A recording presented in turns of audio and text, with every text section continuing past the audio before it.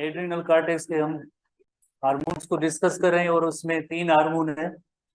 एक हार्मोन जिसका name cortisol हम डिस्कस कर चुके हैं इसको।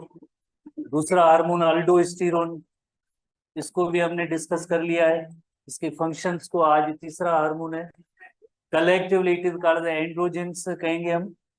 पर ये ऐसे एंड्रोजन है जो एड्रीनल एंड्रोजन है, जनरली जिन्हें हम कहेंगे एड्रीनल एंड्रोजन, बिकॉज ये एंड्रोजन है like the male hormone. Like the male hormone उस तरह से है। मेल हार्मोन कौन सा? टेस्टोस्टेरोन जैसा है, टेस्टोस्टेरोन जैसा काम करता है। इस वजह से हम इसे कहते हैं एंड्रोजन कहते हैं। ये टेस्टोस्टेरोन हार्मोन जो होता है वो टेस्टिस प्रोड्यूस करते हैं और ये testosterone hormone it is responsible for secondary sexual characteristic. Sexual characters के लिए ये इन्वॉल्व है मेल्स के अंदर, सेकेंडरी सेक्सुअल कैरेक्टरिस्टिक। तो जस्ट एंड्रोजन के हवाले से ओनली वन पॉइंट है, एक ही पॉइंट है कि लाइक द मेल हार्मोन और टेस्टोस्टेरोन, और इसका रोल या फंक्शन होगा सेकेंडरी सेक्सुअल कैरेक्टरिस्टिक मेंटेन कराना। जिस तरह से एक कैरेक्टर होते हैं जिन्हें हम कहते हैं primary sexual characteristic, at the time of birth, birth के टाइम पे जैसे या तो मेल बेबी या फीमेल बेबी है तो उसके पास मेल रिप्रोडक्टिव स्ट्रक्चर या फीमेल रिप्रोडक्टिव स्ट्रक्चर होती है, तो उसे हम कहते हैं प्राइमरी सेक्सुअल कैरेक्टरिस्टिक।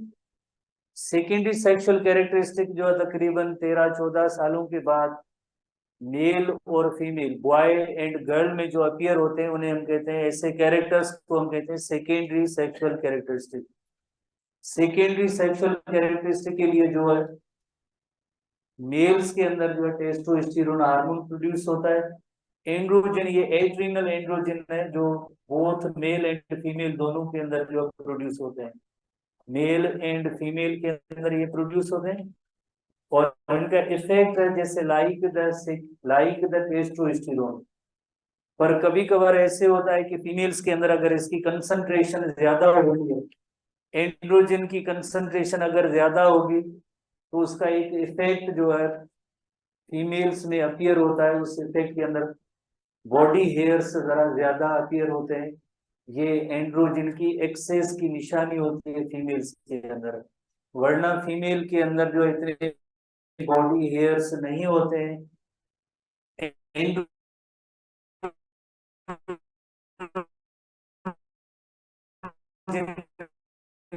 की ज्यादा रिलीज होने की वजह से कंसंट्रेशन होती है।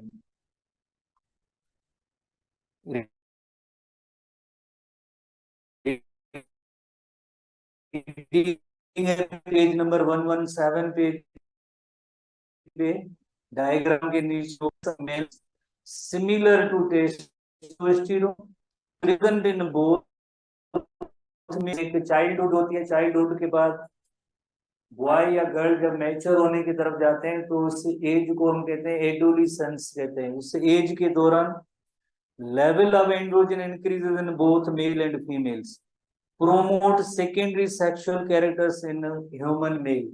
ह्यूमन मेल के अंदर जो सेकेंडरी सेक्सुअल कैरेक्टरिस्टिक को मेंटेन करना इन एंड्रोजन का काम होता है।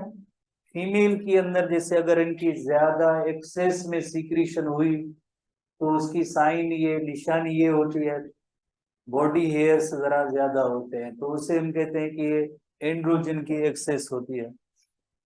नेक्स्ट हम आएंगे गोनेड्स, एंडोक्राइन ग्लैंड्स हैं जिन्हें हम कहते हैं गोनेड्स कहते हैं। और गोनेड्स बेसिकली 2 किस्म के होते हैं, एक जैसे मेल गोनेड होते हैं और दूसरे होते हैं फीमेल गोनेड्स होते हैं। Male gonads and female gonads. जो मेल पर्सन होते हैं उनके अंदर मेल गोनेड, फीमेल पर्सन है तो female gonad. Male gonads are called the testis and female gonads are called the ovaries. Male gonads are called the testes, female gonads are called the ovaries। Testis और ovaries के 2 काम होते हैं, gamete formation है, चाहे mail gonads हो या female gonads हो, उनका एक काम होता है गेमीट फॉर्मेशन, दूसरा काम होता है हार्मोन प्रोडक्शन। हार्मोन प्रोडक्शन, जैसे हमारा ये जो चैप्टर है हार्मोन से रिलेटेड है, तो मेल हार्मोन जो होता है टेस्टिस का काम होता है टेस्टोस्टेरोन हार्मोन प्रोड्यूस करना, और इस टेस्टोस्टेरोन हार्मोन का काम होता है it maintains secondary sexual characteristic in secondary sex characters in males. Males के अंदर जो है सेकेंडरी सेक्स कैरेक्टर्स को मेंटेन करना टेस्टोस्टेरोन हार्मोन का काम है। Male gamete or sperm produce करना टेस्टिस का काम होता है। तो टेस्टिस के दो काम होते हैं, एक काम हुआ जैसे स्पर्म प्रोडक्शन है और दूसरा काम है हार्मोन प्रोडक्शन। हमारा फोकस इस चैप्टर के हवाले से होगा तो वो हार्मोन्स पे होगा, कौन सा हार्मोन और उसका जैसे रोल या फंक्शन क्या होगा सीखेंगे। तो ओवरीज के भी जैसे दो काम है, ओवरीज का एक काम होता है जैसे गेमीट फॉर्मेशन, फीमेल गेमीट की प्रोडक्शन या gamete formation that is the egg cell, egg की प्रोडक्शन, ओवम की प्रोडक्शन, और दूसरा काम होता है हार्मोन्स की प्रोडक्शन। और हार्मोन्स होते हैं दो, ओवरीज दो हार्मोन प्रोड्यूस करेंगी, एक है ईस्ट्रोजन हार्मोन और दूसरा है प्रोजेस्टेरोन हार्मोन। ईस्ट्रोजन हार्मोन और दूसरा हार्मोन है जिसका नेम है progesterone hormone. Estrogen hormone and progesterone hormone. Estrogen hormone को फीमेल हार्मोन कहेंगे because it maintains secondary sexual characteristic in females. Female के अंदर जो सेकेंडरी सेक्सुअल कैरेक्टरिस्टिक को मेंटेन करना ईस्ट्रोजन हार्मोन का काम है। और जो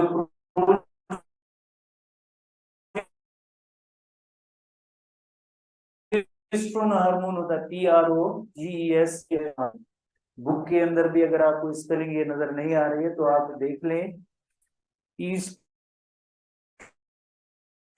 and progesterone hormone. Progesterone hormone cycle को रेगुलेट करना और प्रेगनेंसी को मेंटेन करना, मेंस्ट्रुअल साइकिल को रेगुलेट करना, इसकी रेगुलेशन है। और जो प्रेगनेंसी को मेंटेन करना, maintain the pregnancy, this hormone maintains pregnancy, pregnancy maintenance, ये प्रोजेस्टेरोन हार्मोन का काम है। ईस्ट्रोजन जिसे हम फीमेल हार्मोन कहते हैं, ये सेकेंडरी सेक्स कैरेक्टरिस्टिक को मेंटेन कराता है hormone, secondary sex characters in female. Females के अंदर सेकेंडरी सेक्स कैरेक्टरिस्टिक को मेंटेन करना इस ईस्ट्रोजन हार्मोन का काम है। टेस्टोस्टेरोन हार्मोन है, इसके अंदर जैसे male sex characteristic, secondary sex characteristic को उनको मेंटेन करना। तो ये चैप्टर स्पेशली जो है हार्मोन से रिलेटेड है, तो हम एक स्पर्म प्रोडक्शन इस पे इतना डिस्कस नहीं करेंगे, जो हार्मोन है उसका रोल या फंक्शन है उसको हम देखेंगे, ईस्ट्रोजन, प्रोजेस्टेरोन और टेस्टोस्टेरोन। और गोनेड्स की जो हार्मोन्स की नेचर होती है, simply all the hormones are steroid in nature. जितने भी हार्मोन है, three of these hormone, testosterone हो, प्रोजेस्टेरोन हार्मोन हो या ईस्ट्रोजन हार्मोन हो, केमिकल नेचर इनकी स्टेरॉइड इन नेचर होती है, chemically they are steroid in nature. और स्टेरॉइड हार्मोन के लिए एक लफ्ज इस्तेमाल होता है, हमने पढ़ा लिपोफिलिक इन नेचर होते हैं, lipophilic in nature, steroid hormones lipophilic in nature होते हैं। नेक्स्ट पेज पे हम आएंगे, थोड़ा सा टेस्टिस के हवाले से सबसे पहले हम देखेंगे। जो टेस्टिस होते हैं उनके अंदर जैसे सबसे पहले हम सीखेंगे कि उसके अंदर एक सीमिनीफेरस टिब्यूल्स होते हैं, सीमिनीफेरस टिब्यूल्स, सीमिनीफेरस टिब्यूल्स होते हैं, इनका काम होता है sperm formation, sperm production. Sperm की फॉर्मेशन या प्रोडक्शन का अमल इन सीमिनीफेरस टिब्यूल्स के जरिए होगा। यही जो स्पर्म की फॉर्मेशन या प्रोडक्शन कराते हैं। एक सेल है जिन्हें कहते हैं लेडिग सेल। लेडिग एक पर्सन का नेम था, डिस्कवरी की वजह से लेडिग सेल्स। लेडिग सेल्स का काम होता है हार्मोन प्रोडक्शन, लेडिग सेल का काम होता है हार्मोन की फॉर्मेशन। हार्मोन कौन सा? यकीनन जैसे टेस्टोस्टेरोन हार्मोन। एक और सेल्स होते हैं इसके अंदर सर्टोली सेल्स, सर्टोली भी पर्सन का नेम है, डिस्कवरी की वजह से सर्टोली सेल्स कहते हैं। सर्टोली सेल्स जो होते हैं, जो स्पर्म डेवलपमेंट में इनका रोल होता है। स्पर्म्स की जब इनिशियल डेवलपमेंट होती है तो उसमें सर्टोली सेल्स जो होते हैं, जो इसको न्यूट्रिएंट वगैरह प्रोवाइड करते हैं, सपोर्ट देते हैं स्पर्म की फॉर्मेशन के दौरान। एक्चुअली स्पर्म फॉर्मेशन सीमिनिफेरस ट्यूब्यूल का काम होता है। टेस्टिस के अंदर जो सीमिनिफेरस ट्यूब्यूल होते हैं उनका काम होता है स्पर्म की फॉर्मेशन। टेस्टिस के अंदर जो है आगे रिप्रोडक्टिव सिस्टम मौजूद है, हम पढ़ेंगे। उसके अंदर एक कॉइल्ड ट्यूब्स होते हैं जिन्हें कहते हैं सीमिनिफेरस ट्यूब्यूल्स कहते हैं। ये सीमिनिफेरस ट्यूब्यूल्स जो होते हैं वो स्पर्म की प्रोडक्शन में इन्वॉल्व होते हैं। इसी तरह से एक इंटरस्टिशियल सेल्स होते हैं, इंटरस्टिशियल सेल्स। इंटरस्टिशियल सेल्स का मतलब होता है स्पेसेस के दरमियान जो सेल्स मौजूद होते हैं, जैसे Leydig cell is a type of interstitial cell. Leydig cell जो है लाइक जो है एक हार्मोन प्रोड्यूसिंग सेल है, टेस्टोस्टेरोन प्रोड्यूसिंग सेल है, वो टेस्टिस के अंदर होता है। सर्टोली सेल्स जो होते हैं वो भी टेस्टिस के अंदर होते हैं। इनका काम होता है कि स्पर्म डेवलपमेंट में इनका रोल होगा या किरदार होगा। तो सबसे पहले इन तीनों लफ्जों को सीखना जरूरी है कि टेस्टिस के अंदर किस तरह की जो अरेंजमेंट मौजूद है। Seminiferous tubules they are involved in sperm formation. Leydig cells are involved in hormone formation और प्रोडक्शन। सर्टोली सेल्स जो होते हैं they are involved in sperm development, they support sperms for their development. तो जो आपको पता है कि एक और हार्मोन की कैटेगरी जिसे कहते हैं गोनेडोट्रोपिन्स। गोनेडोट्रोपिन्स gonadotropin hormones are produced by which gland?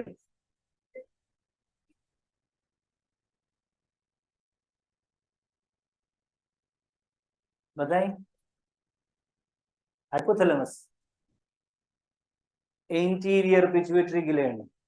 Gonadotropins are produced by anterior pituitary gland। FSH उसमें एक gonadotropin होता है।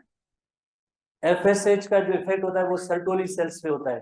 एक और gonadotropin होता है LH का इफेक्ट होता है लेडिग सेल पे होता है। ये हम पहले भी anterior lobe of pituitary gland में पढ़ चुके हैं कि जो FSH होता है वो गोनेड्स को स्टिमुलेट करता है फॉर स्पर्म और एग प्रोडक्शन, और LH जो होता है वो भी गोनेड्स को स्टिमुलेट करता है फॉर हार्मोन प्रोडक्शन। तो वही सेम बात। तो नेक्स्ट पेज पे हम आएंगे कि इनके हार्मोन की रिलीज होने की मैकेनिज्म क्या होती है, जो हम पहले भी पढ़ चुके हैं, कई बार पढ़ चुके हैं, फिर भी हम जैसे इसकी सीरीज नोट करते हैं कि हाइपोथैलेमस जो होता है, हाइपोथैलेमस होता है ब्रेन का भी पार्ट है हाइपोथैलेमस। उसमें सबसे पहले GnRH रिलीज होंगे, gonadotropin releasing hormone. Gonadotropin releasing hormone anterior pituitary gland को स्टिमुलेट करेंगे, एंटीरियर पिट्यूटरी ग्लैंड को स्टिमुलेट करेंगे, एंटीरियर पिट्यूटरी ग्लैंड को स्टिमुलेट करेंगे। एंटीरियर पिट्यूटरी ग्लैंड से गोनेडोट्रोपिन्स रिलीज होंगे। दो गोनेडोट्रोपिन्स होते हैं, गोनेडोट्रोपिन्स हैं, गोनेडोट्रोपिन्स रिलीज होंगे। गोनेडोट्रोपिन्स में एक FSH है और दूसरा LH है। FSH and LH are the gonadotropins. FSH का इफेक्ट गोनेड्स पे होता है, बोथ मेल फीमेल गोनेड्स पे होता है, जो गैमीट प्रोडक्शन के लिए जो स्टिमुलेट करते हैं, इनको गैमीट फॉर्मेशन के लिए स्टिमुलेट करते हैं। मेल गोनेड होंगे तो उनमें स्पर्म बनेंगे, उसके लिए स्टिमुलेट करना। फीमेल गोनेड होंगे तो उसमें ओवरी में से एक सेल प्रोड्यूस करना। LH होता है, इसका भी इफेक्ट जैसे गोनेड्स पे होता है, और गोनेड्स पे होता है किस मकसद के लिए होता है? हार्मोन प्रोडक्शन के लिए। गोनेड्स को कहेंगे कि आप जो हार्मोन्स जो है प्रोड्यूस करें, हार्मोन प्रोडक्शन के लिए LH जो स्टिमुलेट करता है। तो ये हार्मोन्स की रिलीज होने की एक सीक्वेंस है कि किस तरह से जो पिट्यूटरी ग्लैंड, देन उससे भी अबव एक लेवल है हाइपोथैलेमस, उससे GnRH रिलीज होगा। GnRH जो है एंटीरियर पिट्यूटरी ग्लैंड को स्टिमुलेट करेगा। एंटीरियर पिट्यूटरी में गोनेडोट्रोपिन्स रिलीज होंगे। दो गोनेडोट्रोपिन्स होते हैं, FSH is gonadotropin और LH is gonadotropin. Why? Because they affect gonads, gonads को स्टिमुलेट करते हैं, किसके लिए? एफएसएच जो करेगा गैमीट प्रोडक्शन के लिए, एलएच जो होगा वो हार्मोन प्रोडक्शन के लिए स्टिमुलेट करेगा। तो ये हार्मोन्स के रिलीज होने की एक सीक्वेंस है, ऑर्डर है, तरतीब है। आप बुक के अंदर भी एक थोड़ी सी तस्वीर होगी, उस पे हमें आज डिस्कस करना है। तो सबसे पहले आप आएंगे पेज नंबर 118 पे, टेस्ट सेक्शन तक आएंगे, टेस्ट सेक्शन तक। So testes are the male gonads produce both sperm and male sex hormone. Previous page पे हमने पढ़ा है कि जिस तरह से जो मेल गोनेड टेस्टिस होते हैं तो स्पर्म प्रोडक्शन भी होती है as well as hormone production, दोनों होते हैं। Anterior pituitary gland produces gonadotropins, जो अभी हमने एक सीरीज नोट की है, इंटीरियर पिट्यूटरी ग्लैंड से गोनेडोट्रोपिन्स रिलीज होंगे। कौन से गोनेडोट्रोपिन है? FSH and LH, luteinizing hormone, follicle stimulating hormone. FSH का इफेक्ट किस पे होता है? जैसे प्रीवियस पेज पे जो हमने डिस्कस किया था, एफएसएच का जो इफेक्ट होता है, एफएसएच का इफेक्ट होगा Sertoli cells of the testis. FSH stimulates Sertoli cells of testis, किसके लिए? To facilitate sperm development।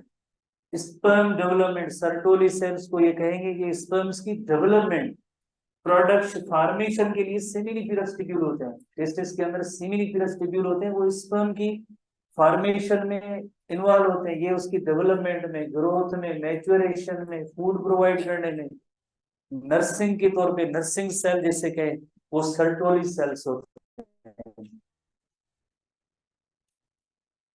To facilitate sperm development, and LH stimulates the Leydig cell of testis to release testosterone hormone.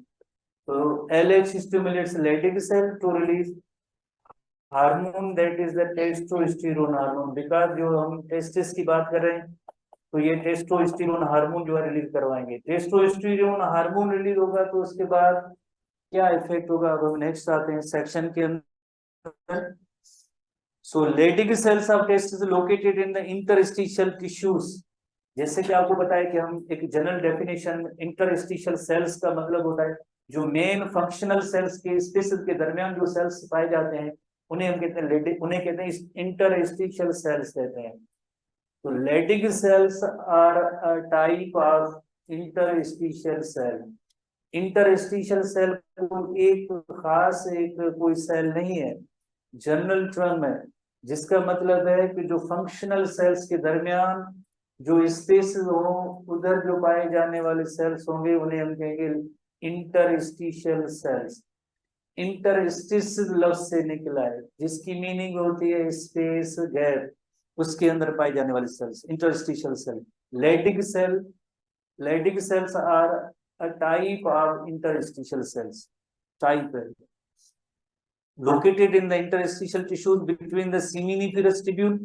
seminiferous tubule तो जो main जो sperm formation के लिए जो functional sales हैं वो ये सेमिनिफेरस ट्यूब्यूल है। ठीक है, के अंदर इसकी फंक्शन के भी बताया गया, site of sperm production, where sperms are produced, where sperms are formed. Seminiferous tubule ये जगह होती है जहां पे स्पर्म की फॉर्मेशन का अमल होता है। It is produced early in the, अच्छा, बिगिन टू सीक्रेट टेस्टोस्टेरोन। कौन टेस्टोस्टेरोन हार्मोन प्रोड्यूस करते हैं? Leydig cells testosterone hormone produce करते हैं। फिर काम पे अब हम आते हैं। It is produce early in the development of an embryo that determines the foetus will develop a male rather female. जिस तरह से होती है, जैसे मदर की बॉडी के अंदर होती है, तो जब भी एम्ब्रियो की डेवलपमेंट हो रही होती है तो शुरू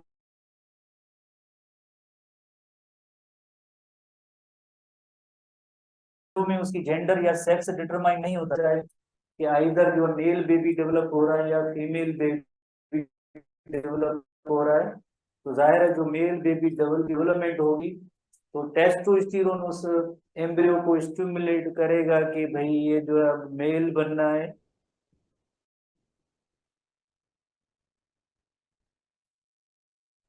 वो एम्ब्रियो मदर की बॉडी के अंदर एम्ब्रियो के लिए फीटस लफ्ज इस्तेमाल होता है। Foetus is nothing but embryo, कि इस एम्ब्रियो को मेल बनना है तो टेस्टोस्टेरोन हार्मोन उसको स्टिमुलेट करते हैं कि भाई इसे मेल बेबी बनना है।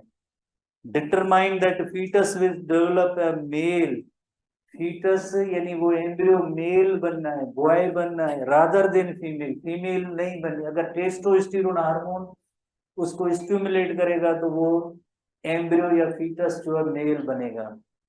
एक तस्वीर जो मौजूद है बुक के अंदर, इसको थोड़ा सा हम इसको डिस्कस करते हैं कि इसके अंदर क्या जो मैकेनिज्म मौजूद है। जैसे आप देखें हाइपोथैलेमस है, उसमें कौन सा हार्मोन रिलीज होता है, GnRH, gonadotropin relieving hormone produce होता है। वो किसको स्टिमुलेट कर रहा है, एंटीरियर पिट्यूटरी ग्लैंड को। एंटीरियर पिट्यूटरी से क्या प्रोड्यूस हो रहा है, गोनेडोट्रोपिन्स प्रोड्यूस हो रहे हैं। गोनेडोट्रोपिन्स दो किस्म के हैं, FSH भी है और LH। FSH किसको स्टिमुलेट कर रहा है, तस्वीर के अंदर आप देखेंगे सर्टोली सेल्स को प्रोड्यूस कर रहा है। और सर्टोली सेल्स जो है स्पर्मेटोजेनेसिस यानी स्पर्म्स की फॉर्मेशन, उसकी डेवलपमेंट, उसकी मैच्योरेशन, उसमें जो है ये रोल होता है इस सर्टोली सेल्स का, जो हमने नोट किया था इससे पहले। सर्टोली सेल्स जो होते हैं स्पर्म डेवलपमेंट में उनका रोल होगा। स्पर्म डेवलपमेंट में FSH स्टिमुलेट करेगा सर्टोली सेल्स को, जो स्पर्म डेवलपमेंट में उनका रोल होगा। दूसरा हार्मोन देखिए एंटीरियर लोबा पिट्यूटरी ग्लैंड से, एंटीरियर लोबा पिट्यूटरी ग्लैंड से LH रिलीज होगा। LH किसको स्टिमुलेट कर रहा है, LH थोड़ी देर पहले हमने पढ़ा था कि LH जो स्टिमुलेट्स, LH किसको स्टिमुलेट कर रहा है, जैसे LH यकीनन गोनेड को, टेस्टिस को, खास सेल हमने नोट किया था LH लेडिग सेल्स को स्टिमुलेट कर रहा है, तस्वीर के अंदर भी मौजूद है लेडिग सेल। लेडिग सेल आगे क्या करेगा, लेडिग सेल्स आगे टेस्टोस्टेरोन हार्मोन प्रोड्यूस करेगा। टेस्टोस्टेरोन हार्मोन प्रोड्यूस करेगा तो उसके इफेक्ट में क्या होगा, स्पर्मेटोजेनेसिस, फॉर्मेशन ऑफ स्पर्म भी होगी।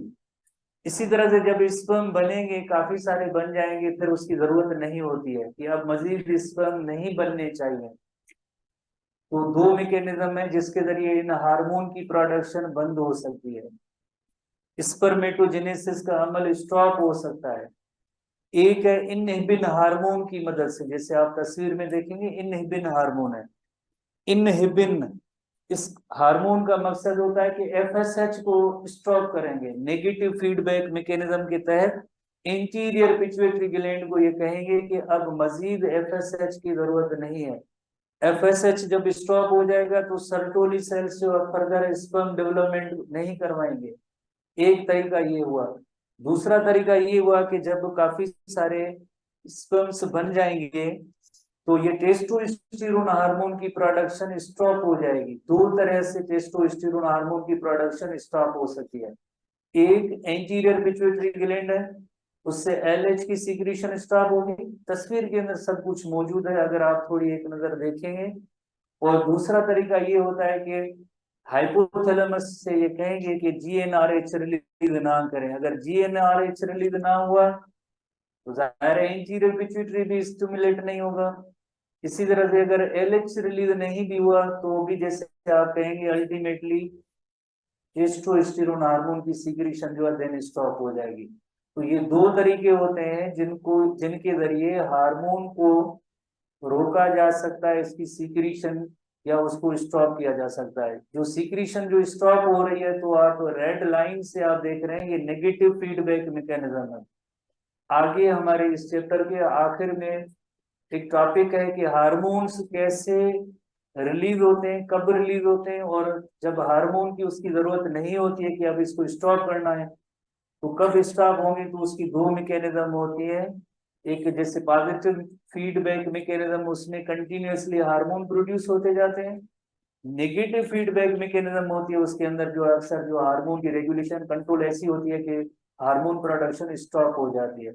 जैसे इस तस्वीर के अंदर आप देख रहे हैं दो रेड लाइंस और उसके अंदर जैसे नेगेटिव फीडबैक सिस्टम लिखा हुआ है, तो ये हार्मोन को स्टॉप करने का तरीका है। एक इनहिबिन हार्मोन के जरिए FSH की सीक्रेशन स्टॉप हो रही है, FSH की सीक्रेशन स्टॉप होगी तो यकीनन सर्टोली सेल्स जो होते हैं स्पर्मेटोजेनेसिस नहीं कर पाएंगे। दूसरी तरफ से आप देख रहे हैं टेस्टोस्टेरोन हार्मोन की प्रोडक्शन स्टॉप हो रही है। वो कैसे हो रही है? दो तरीकों से हो रही है। एक जो है डायरेक्टली जो GnRH वो रिलीज नहीं होगा, दूसरा तरीका ये होता है कि LH जो रिलीज नहीं होगा तो अल्टीमेटली टेस्टोस्टेरोन हार्मोन प्रोड्यूस नहीं होगा। ये एक फीडबैक मैकेनिज्म है, नेगेटिव फीडबैक मैकेनिज्म है, जिसके जरिए हार्मोन की प्रोडक्शन है जो स्टॉप होती है, उसका एक तरीका होता है। आखिरी पैरा पे आप आएंगे, फर्दर भी टेस्टोस्टेरोन हार्मोन की फंक्शन है। Testosterone produces both anabolic and endergonic effects. दो इसके जो इफेक्ट है टेस्टोस्टेरोन हार्मोन के, टेस्टोस्टेरोन हार्मोन के दो इफेक्ट है, टेस्टोस्टेरोन हार्मोन के दो इफेक्ट है। एक है जैसे एनाबॉलिक इफेक्ट है, जैसे आपको याद होगा कि मेटाबॉलिज्म होती है, दो किस्म की होती है, एक एनाबॉलिज्म होती है, दूसरी होती है कैटाबॉलिज्म। एनाबॉलिज्म के अंदर जो बिल्डिंग अप प्रोसेसेस होते हैं, तो एनाबॉलिक इफेक्ट ऑफ टेस्टोस्टेरोन इसमें क्या बिल्डअप होगा, जैसे एक बिल्ड होंगी मसल्स होंगी, बोन्स है ये स्ट्रॉन्ग होंगी। जैसे कोई भी, जैसे अगर बच्चा जो बॉय है जिसकी एज अगर 10 साल है, और एक ऐसा बच्चा जिसकी एज जो है 14 या 15 साल है, तो इन 4 या 5 सालों के दरमियान ऐसा क्या होता है कि जैसे उसकी मसल्स के अंदर ताकत कुव्वत ज्यादा आती है, बोन्स स्ट्रांग होती है, बोन्स बड़ी होती है, ये बिकॉज ऑफ टेस्टोस्टेरोन हार्मोन की वजह से होते हैं। और इस इफेक्ट को हम कहेंगे anabolic effect. This effect is called anabolic effect, जिसमें मसल्स स्ट्रांग होंगी, मसल्स में स्ट्रेंथ ज्यादा आएगी, बोन की ग्रोथ होगी, मैच्योरेशन होगी, बोन की इलांगेशन होगी, कद भी थोड़ा बड़ा होता जाता है बच्चों का, मेल बॉयज का। तो ये इफेक्ट होगा, उसे कहेंगे एनाबॉलिक इफेक्ट कहेंगे। रीडिंग में आए कि एनाबॉलिक इफेक्ट क्या होता है। Anabolic effect of testosterone include muscle mass, muscle strength, increased bone density, bone strength, linear bone growth. Linear bone growth का मतलब होता है जिसमें बोन जो है उसकी साइज में इंक्रीज होती है, यानी सिंपल लफ्जों में कद बड़ा होता है बच्चों का, वो लीनियर बोन ग्रोथ की वजह से होता है। लीनियर बोन ग्रोथ जिसमें बोन की लेंथ जो है इंक्रीज होती है। अब दूसरा जो इफेक्ट है एंडरगोनिक इफेक्ट। एंडरगोनिक, एंड्रो लफ्ज का मतलब ये है एंडरगोनिक इफेक्ट। एंडरगोनिक, एंड्रो लफ्ज की मीनिंग होती है मेल होती है, where there is andro, andro you mean male, यानी मेल की जो सेकेंडरी सेक्स कैरेक्टर्स हैं उनको डेवलप करता है, secondary sex characters. Because testosterone hormone is a male hormone, तो सेकेंडरी सेक्स कैरेक्टरिस्टिक को मेंटेन करना जो ये इस टेस्टोस्टेरोन हार्मोन का काम होगा, जिससे हम कहेंगे एंडरगोनिक इफेक्ट। एंडरगोनिक इफेक्ट जैसे जो बॉयज होते हैं तो जो 6, 7 या 8 क्लास तक होते हैं, तो उसके बाद अचानक उनकी जो है बॉडी के अंदर बड़ी चेंजेस आती है। कौन कौन सी चेंजेस आती है? वो सब चेंजेस जो है इससे टेस्टोस्टेरोन हार्मोन की इफेक्ट की वजह से चेंजेस आती है। उन चेंजेस के अंदर जो है फेस पे हेयर्स आते हैं, जिसे दाढ़ी और मूछें जिसे कहते हैं, बॉडी के सर्टेन पार्ट्स, दूसरे पार्ट्स होते हैं उधर भी हेयर्स आते हैं, रिप्रोडक्टिव ऑर्गन्स होते हैं वो फंक्शनल होते हैं, और स्पर्म की प्रोडक्शन का अमल भी शुरू होता है। उनका वॉइस जो होता है वो जरा जो है भारी भारी सा होता है, और ये सारी जो चेंजेस होती हैं वो under the influence of testosterone hormone. और इन इफेक्ट्स को हम कहेंगे एंडरगोनिक इफेक्ट्स। जो मेल यानी जो बॉयज होते हैं उनके मेलनेस के जो कैरेक्टर आते हैं, फिजिकल चेंजेस जो आती हैं ऐसी, उन्हें हम कहते हैं एंडरगोनिक इफेक्ट्स। तो androgenic effects of testosterone include maturation of sex organ, formation of scrotum in foetus. Even foetus की डेवलपमेंट जब होती है तब भी, जैसे testis lie in a sac, reproductive system का टॉपिक है, और उस सैक को कहते हैं स्क्रोटम। तो डेवलपमेंट के दौरान भी स्क्रोटम बनना ये भी टेस्टोस्टेरोन हार्मोन का काम होता है। जीपनिंग ऑफ द वॉइस, आवाज में तब्दीली या फर्क जो होता है वॉइस के अंदर जो आता है 9th 10th क्लास के अंदर, जो इस एज में growth of facial and axillary hair. Facial का मतलब है दाढ़ी और मूछें, और बाकी एक्सिलरी का मतलब होता है जमीनिंग चंद एक और पार्ट्स होते हैं, उधर भी जो हेयर्स जो बनते हैं इसे हम कहते हैं एक्सिलरी हेयर्स। उसके बाद हम आते हैं जैसे ओवरीज की तरफ आते हैं, female gonad that is called ovaries. And you know very well कि ओवरीज का काम होता है, एग प्रोडक्शन भी होती है, एग प्रोडक्शन के अलावा एक और भी काम होता है, एग प्रोडक्शन के अलावा हार्मोन प्रोडक्शन भी होती है। हार्मोन प्रोडक्शन, तो हार्मोन्स दो हार्मोन होते हैं, एक हार्मोन है जिसका नेम है ईस्ट्रोजन हार्मोन। ईस्ट्रोजन हार्मोन जो होता है इसे कहते हैं फीमेल हार्मोन कहते हैं, because it maintains secondary sex characters, secondary sex characters in female, secondary sex characters in female उसको ये मेंटेन कराता है। और जो खास तौर पे जो प्रोजेस्टेरोन हार्मोन होता है उसके दो ही काम होते हैं। प्रोजेस्टेरोन हार्मोन, प्रोजेस्टेरोन हार्मोन का काम होता है regulation of menstrual cycle, regulation of menstrual cycle. और दूसरा काम होता है जिसे हम कहेंगे maintenance of pregnancy. This hormone maintains pregnancy. किस तरह से मेंटेन करता है वो आगे रिप्रोडक्टिव सिस्टम में पढ़ेंगे, थोड़ी बहुत एक पॉइंट को हम इधर डिस्कस करते हैं। तो सबसे पहले हम ईस्ट्रोजन की इससे सेकेंडरी सेक्स कैरेक्टरिस्टिक पे आते हैं, कौन कौन से होंगे। नेक्स्ट पेज पे आप आएंगे सेकंड पैरा से। Estrogen contributes to the development and function of female reproductive organs and promotes secondary sex characters, which include the development of the breast, fat distribution in hips, legs and breast, fat की deposition होती है, armpit and pubic hair। तो इनके अंदर भी जैसे hairs होते हैं तो under the influence of estrogen hormone होता है। और ये एक सर्टेन एज के बाद ही जैसे रिलीज होता है ये हार्मोन, तकरीबन 11, 12 या 13 साल जब एक गर्ल की एज होती है तो उस वक्त जो है ये ईस्ट्रोजन हार्मोन रिलीज होता है। फिर आहिस्ता आहिस्ता उसके अंदर बॉडी के अंदर जो उसमें चेंजेस आहिस्ता आहिस्ता आ रही होती हैं तो under the influence of estrogen hormone होता है, under the influence of estrogen hormone. एक और भी टर्म है मेनार्क। इस हार्मोन की इफेक्ट की वजह से मेनार्क होती है। मेनार्क का मतलब होता है start of the menstrual cycle is called the menarche. Menarche is the start of the menstrual cycle. Start of the menstrual cycle is called the menarche। और जो है अक्सर जो फीमेल की एक एवरेज एज होती है 13 इयर्स की, जो गर्ल्स की एज होती है तो मेंस्ट्रुअल साइकिल स्टार्ट होता है। फिर एक दूसरा टर्म होता है मीनोपॉज।